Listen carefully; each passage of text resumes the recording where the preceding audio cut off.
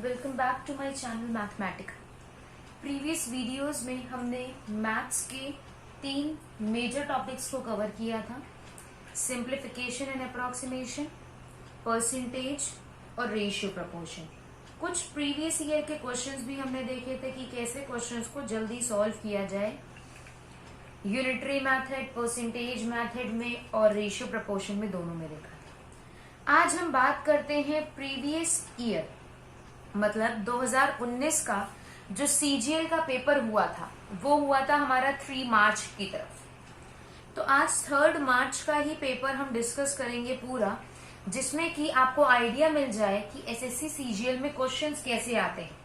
तो 3 मार्च को जो एसएससी सीजीएल का प्री हुआ था, उस पेपर का मेमोरी बेस्ड आज सॉल्व करेंगे। बिना टाइम वेस्ट करते हुए सीधे मूव करते हैं अपने क्वेश्चंस पे। पहला क्वेश्चन है, a wheel of radius 42 metre travels 8 round. तो रेडियस उसकी दी हुई है 42 मीटर और वो ट्रेवल कर रहा है। तो अगर एक पहिया एक बार घूमेगा, तो एक बार घूमेगा मतलब क्या, वो अपनी एक सरकमफ्रेंस चलेगा, एक सरकमफ्रेंस चलेगा। ये एक बार घूमा मतलब ये अपनी सरकमफ्रेंस को एक बार चला। तो इसकी सरकमफ्रेंस क्या होती है, 2 पाई आर होती है परिधि। तो 2 पाई आर कितना है, 42। तो ये आ जाएगी उसकी सरकमफ्रेंस। तो 44 6 आ जाएगा आपका 264 मीटर। अब हमें बताना क्या है, इन्होंने 8 राउंड लगाए हैं। 8 राउंड लगाए हैं तो 1 राउंड जो था वो सरकमफ्रेंस के बराबर था। तो अगर 8 राउंड की बात करेंगे तो 8 इंटू सरकमफ्रेंस, और सरकमफ्रेंस कितनी थी, 264 मीटर। तो आंसर मल्टीप्लाई करके देख लीजिए आप कितना आ जाएगा, 32 2 3 कैरी 51 1 5 कैरी 2 1 2 2 1 1 2 मीटर। इतनी डिस्टेंस उसने ट्रेवल की है। नेक्स्ट क्वेश्चन पे मूव करते हैं। नेक्स्ट क्वेश्चन ज्योमेट्री के बेसिस का है। 3 points A B C are on the circumference of a circle. 3 point की बात की गई है, ए बी और सी की, जो एक सर्किल की परिधि पर है। तो हम यहां मान लेते हैं ए, यहां मान लेते हैं बी और यहां मान लेते हैं सी। अब कह रहे हैं आर्क ए बी जो है वो 110 डिग्री का एंगल बना रहा है सेंटर पे। तो सेंटर ये है, आर्क ए बी ये रहा, तो यहाँ पे एंगल कितने का बन रहा है, 110 डिग्री का। आर्क एसी, आर्क एसी मतलब क्या, ये वाली आर्क की बात कर रहे हैं। तो ये वाली जो आर्क है, ये एंगल, ये पूरा जो बना रहे हैं, ये बना रहे हैं 130 डिग्री का। ठीक, हमें बताना है बी ए सी कितना है। बी ए और सी मतलब ये वाले एंगल की बात पूछी जा रही है। तो एंगल बी ए सी बनाना है, सबसे पहले तो आपको फिगर ही लिखना होगा। अब ये एक सेंटर पे बना एंगल और एक सरकमफ्रेंस। अगर बीसी एक सर्किल में एक प्रॉपर्टी है, एक कॉमन कॉर्ड से सेंटर पे बना एंगल और उसकी सरकमफ्रेंस पे बना एंगल। अगर ये x होता है तो ये कितना होता है, 2x। तो अगर हम इसको O मान लें तो एंगल BOC, एंगल BOC कितना आ जाएगा, एंगल BOC ये वाला इतना एंगल पूरा 130 से 110 घटा दें तब BOC आ जाएगा। हाँ ये ना। अब BOC सेंटर पे बना एंगल है और सरकमफ्रेंस पे बना एंगल A पे है। तो हम क्या ये लिख सकते हैं, एंगल BAC जो होगा वो हाफ एंगल BOC के होगा। BOC आपका 20 था तो BAC आपका कितना आ जाएगा, 10 डिग्री।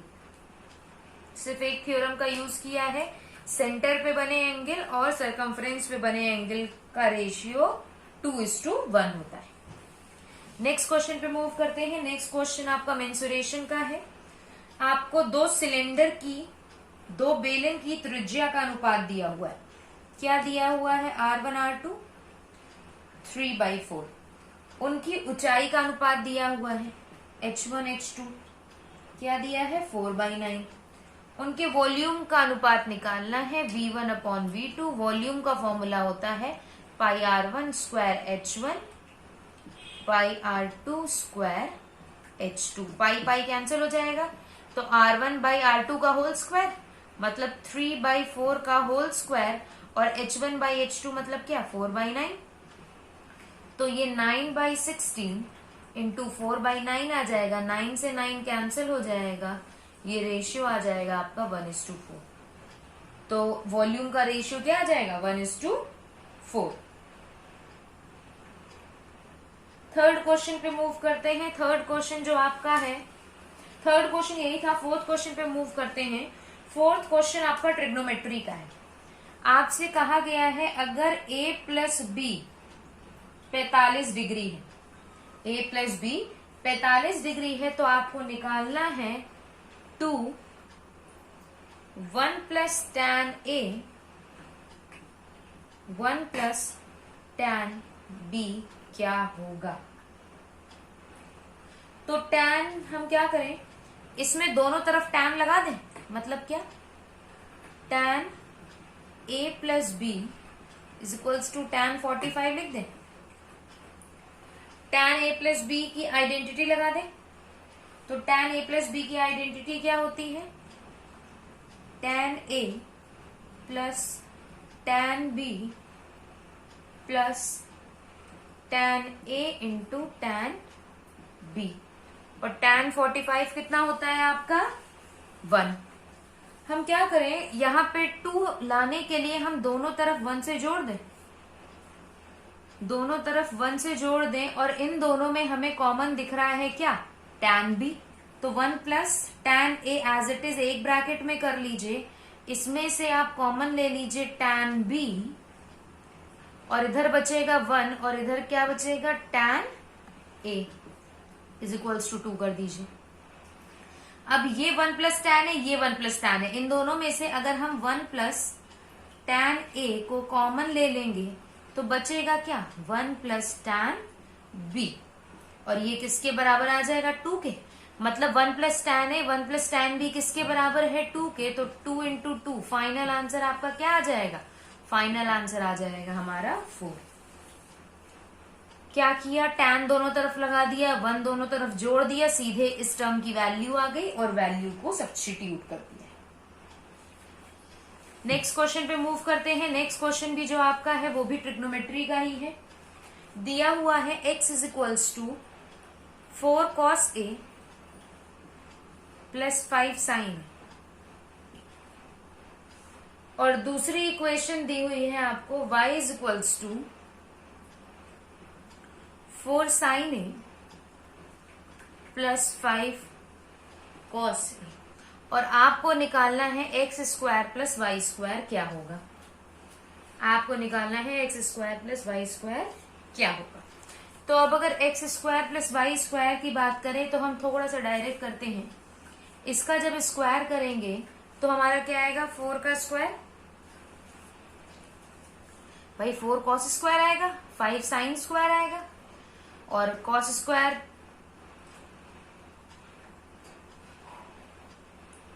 कह सकते हैं 16 cos स्क्वायर ए आएगा, प्लस 25 sin स्क्वायर ए आएगा, प्लस 2ab आएगा, इसको 2ab ऐसे ही लिखा रहेंगे।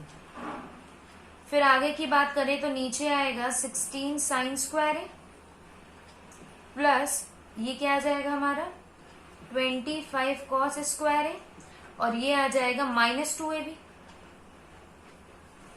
ये minus 2ab plus 2ab cancel हो जाएगा, साइन स्क्वायर कॉस स्क्वायर 1 हो जाएगा, तो क्या आ गया 16।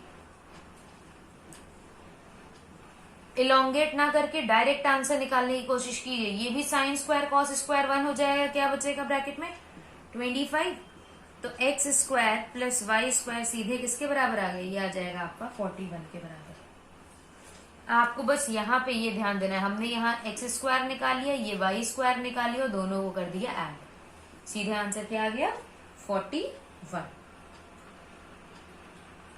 सिक्स्थ क्वेश्चन पे मूव करते हैं। सिक्स्थ क्वेश्चन क्या है हमारा, सिक्स्थ क्वेश्चन हमारा ट्रायंगल से है। कह रहे हैं इन अ ट्रायंगल ABC, तो इन अ ट्रायंगल ABC, तो सबसे पहले तो ABC एक ट्रायंगल बना लीजिए। कह रहे हैं D और E मिड पॉइंट है AB और AC के, तो ये D हो गया और ये E हो गया। फाइंड द एरिया ऑफ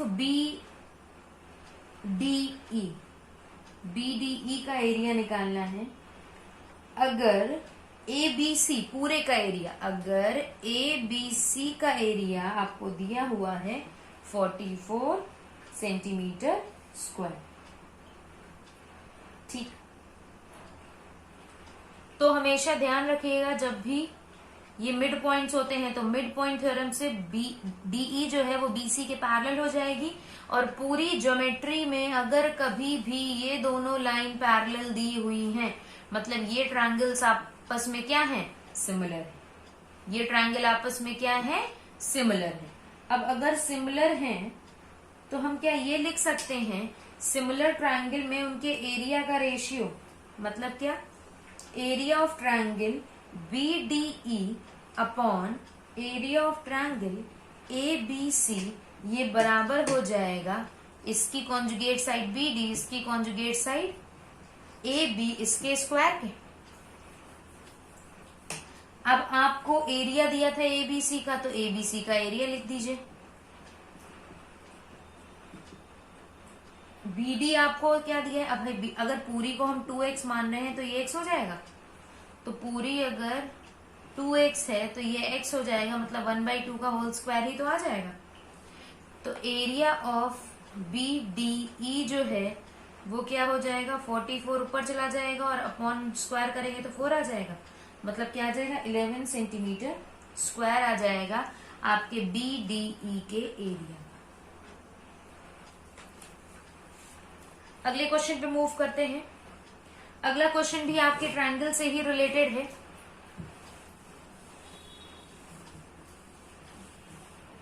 क्या है क्वेश्चन, एक ट्रायंगल ABC की बात की गई है।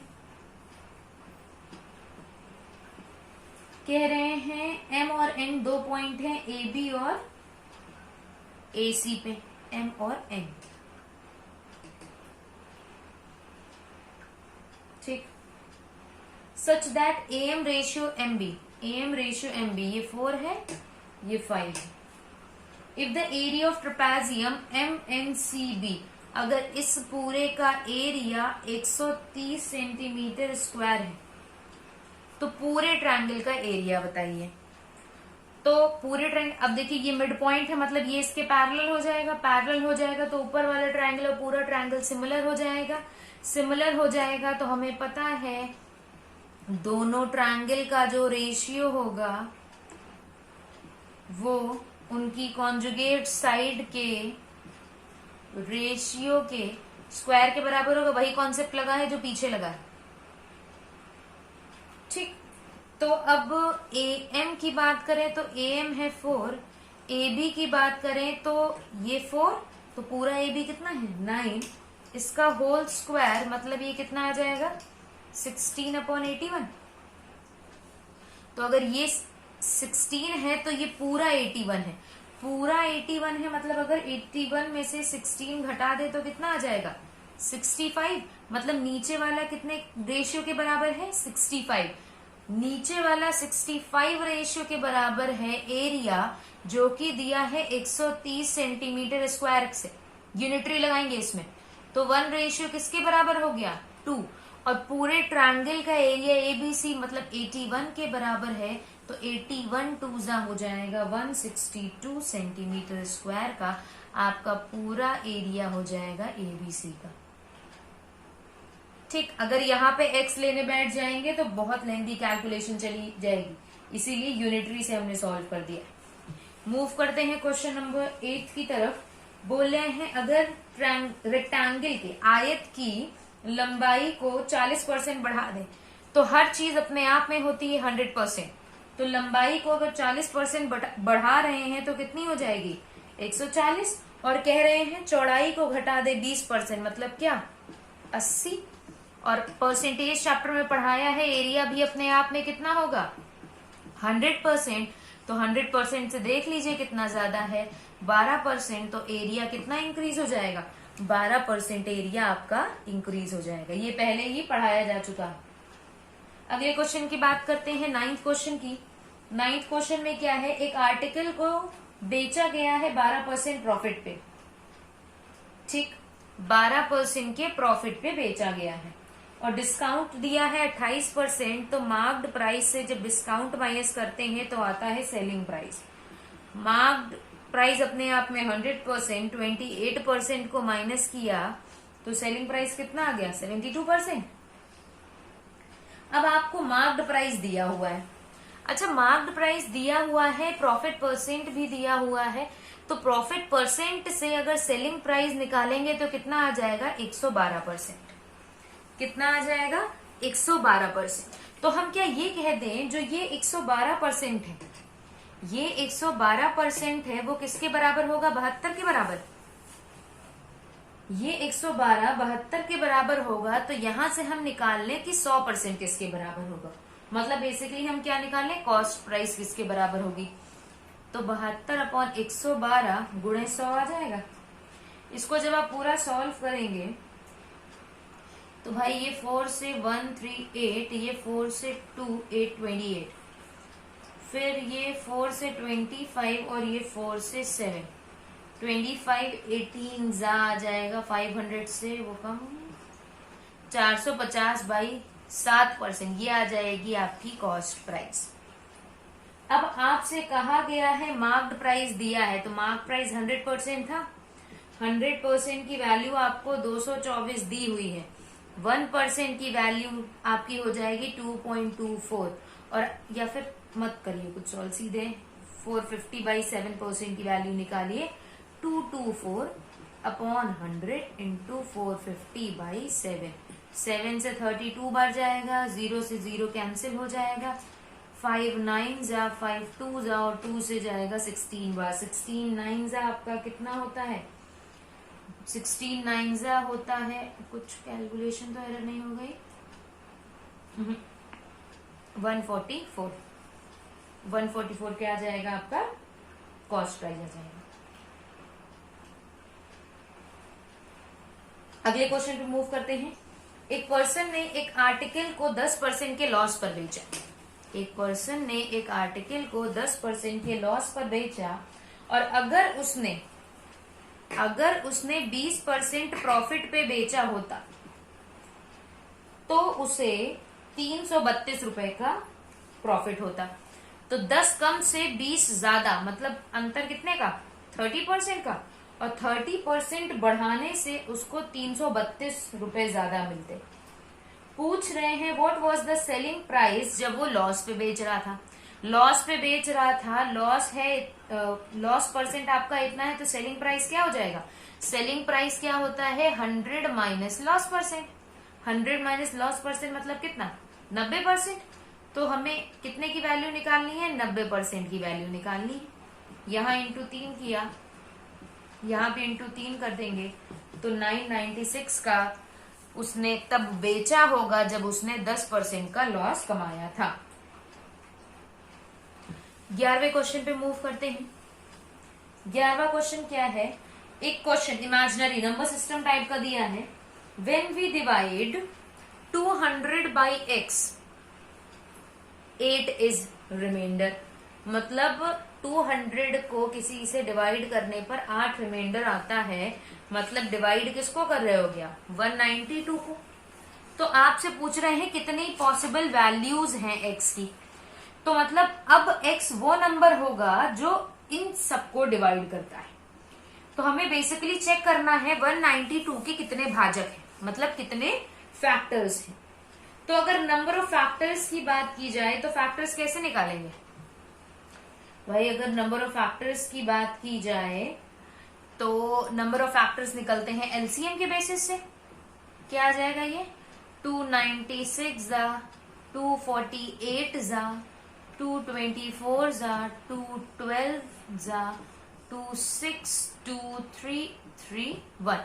तो 2 कितने आ गए हमारे 6, तो 2 की पावर 6 इंटू 3, मतलब अगर नंबर ऑफ फैक्टर्स की बात की जाए तो हो जाएगा 6 + 1 इंटू 3 की पावर 1 होगी ना, 1 + 1। अगर आपको कभी भी नंबर ऑफ फैक्टर्स निकालने होते हैं तो आपको उनके पावर में 1 प्लस करके उन दोनों को मल्टीप्लाई कर देना होता है, मतलब टोटल फैक्टर्स निकलेंगे 14। पर हमें ये ध्यान देना है 8 रिमाइंडर आ रहा था, तो हमें वो सारे नंबर नहीं लेने हैं जो 8 से कम है। मतलब अब लेस देन या फिर इक्वल टू 8 कौन कौन से फैक्टर आएंगे भाई? ये 1 से भी कटेगा, 2 से भी कटेगा, 3 से भी कटेगा, 4 से भी कटेगा, 6 और 8 से भी कटेगा। टोटल 14 फैक्टर हैं और ये 8 से कम है, तो इनको तो लेना नहीं है। तो 14 में से ये 3 3 6 तो फैक्टर लेने ही नहीं है, बचे कितने? 8। तो x की कितनी पॉसिबल वैल्यू हो जाएंगी? 8 पॉसिबल वैल्यू हो जाएंगी x की। ये क्यों नहीं लेना है? क्योंकि 8 रिमाइंडर आ रहा है, 8 शेष आ रहा है, और रिमाइंडर कभी भी भाजक से बड़ा नहीं होता है।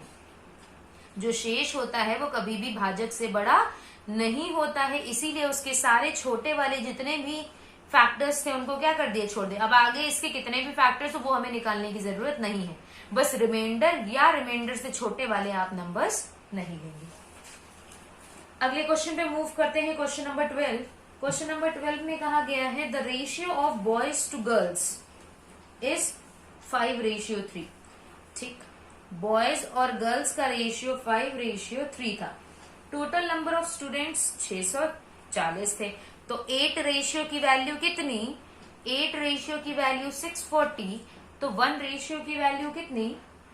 1 रेशियो की वैल्यू आपकी आ जाएगी 80। आगे मूव करते हैं। When 30 new girls and some boys joined, मतलब आपको गर्ल्स डेफिनेट दे दी है कि 30 हैं, पर बॉयज कितने ऐड हुए हैं ये नहीं बताया है, और बोला है तब रेशियो हो गया है 14:9। ठीक, तो अब ये 80 आ गया, तो यहाँ पे गर्ल्स और बॉयज हम निकाल लें अलग अलग कितने थे? 5 और 3, 400 लड़के थे और 240 लड़कियां थी। ये बॉयज हैं और ये गर्ल्स हैं। ठीक, अब क्या कह रहे हैं? 30 लड़कियां जुड़ गई, 30 लड़कियां जुड़ गई, मतलब कितनी हो गई? 270। 270 हो गई, मतलब 9 रेशियो के, ये इंक्रीज्ड वाली ही तो वैल्यू है, तो मतलब 9 के बराबर हो गई। तो 9 की वैल्यू 270, तो 1 की वैल्यू कितनी? 30। 14 की वैल्यू निकालनी है तो इंटू 30 कर दें, दैट इज ये कितना आ जाएगा आपका? 420। अब 420 बॉयज अब हो गए हैं, अब नाउ, बट पहले कितने थे बॉयज? 400। मतलब कितने ऐड किए आपने?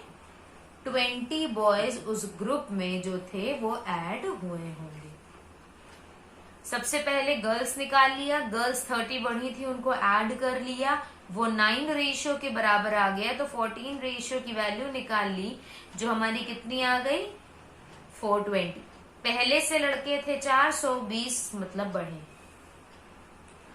अब इसके जो 13 से आपके 25 क्वेश्चन आते हैं एसएससी में, तो 12 क्वेश्चन का डिस्कशन कर लिया है, बाकी रिमेनिंग 13 क्वेश्चन नेक्स्ट पार्ट में है। डिस्क्रिप्शन में आपको लिंक मिल जाएगी इसकी भी और उसकी भी, दोनों की, तो फिर वो हम उस पार्ट में कंटिन्यू करेंगे। कंटिन्यू एंड तक का देखिएगा जिसमें आपको आइडिया मिल पाए और कैसे कैसे क्वेश्चन है। Thank you so much.